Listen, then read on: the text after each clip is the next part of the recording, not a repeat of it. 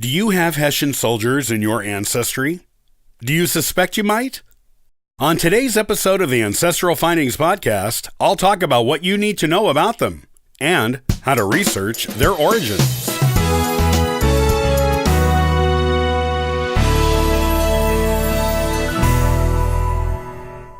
Hessian soldiers played a large role in the American Revolutionary War.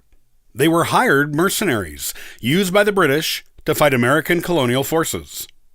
The Hessian soldiers were known for their brutality during the American Revolution.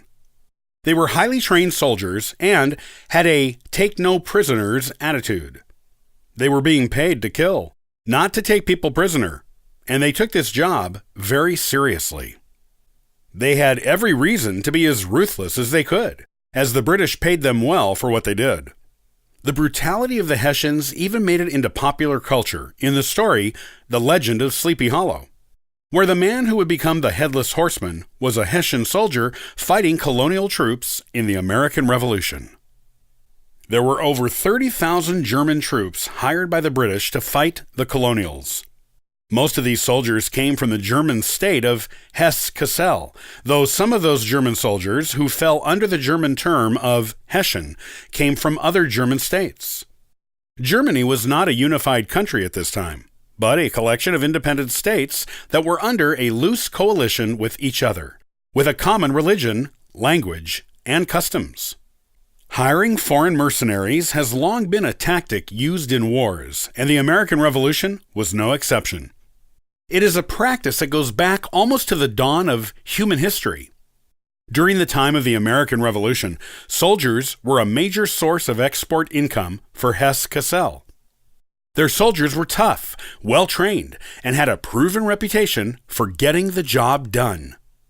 They were in demand not just in the Revolutionary War, but in other wars around Europe as well. The income they brought was equal to 13 years' worth of tax money for Hesse-Kassel. With Hessian soldiers fighting abroad, the Hesse-Kassel prince, Frederick II, was able to keep taxes low and spend a lot of money on public works projects in the state, which kept the citizens happy. Frederick was even able to offer public welfare and public education with the money the Hessian soldiers were bringing into the home state.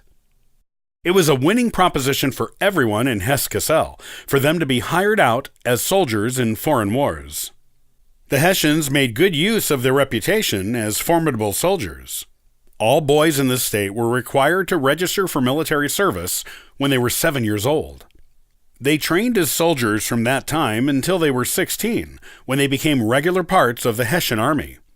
Each year, all Hessian men ages 16 to 30 were required to go before a military board to be possibly selected for military service.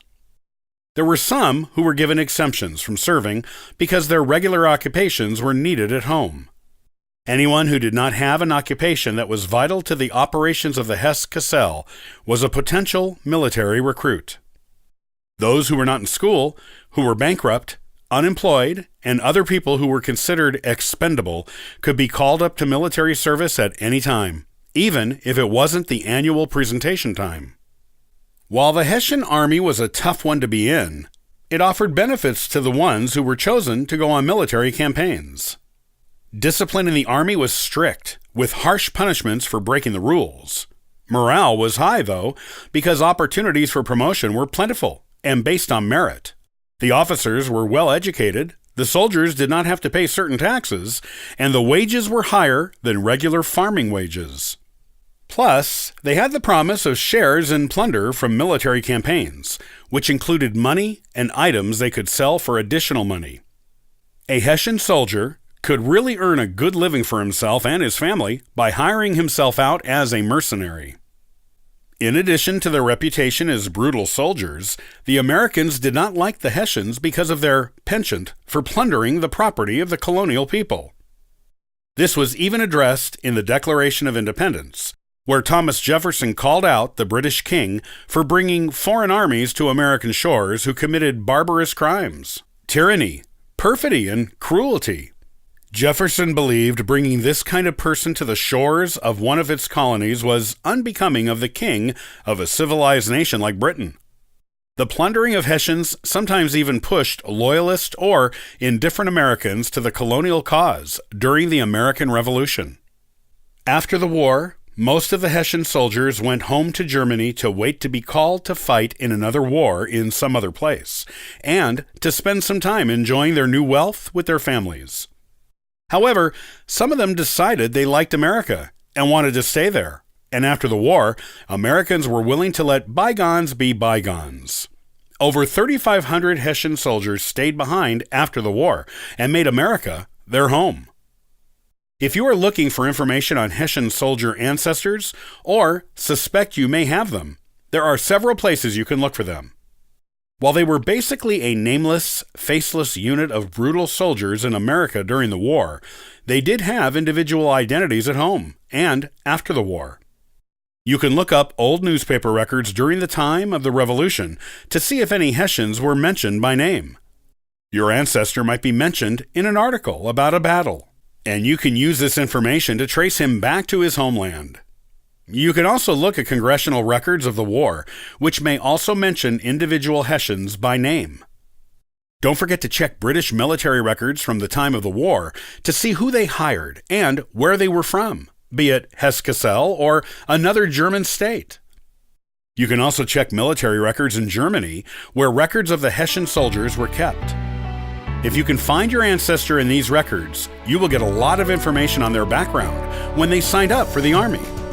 And of course, if your ancestor was one of the ones who stayed in America, look for him in American records of all kinds, moving forward from the Revolution to get the best details of his story.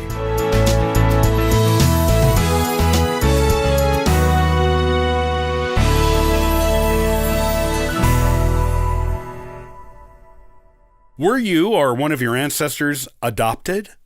Are you interested in finding out about the bio, family, or health history?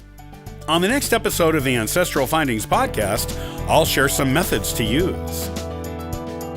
To learn more about genealogy and sign up for our weekly giveaway, visit ancestralfindings.com. Copyright by Ancestral Findings, all rights reserved.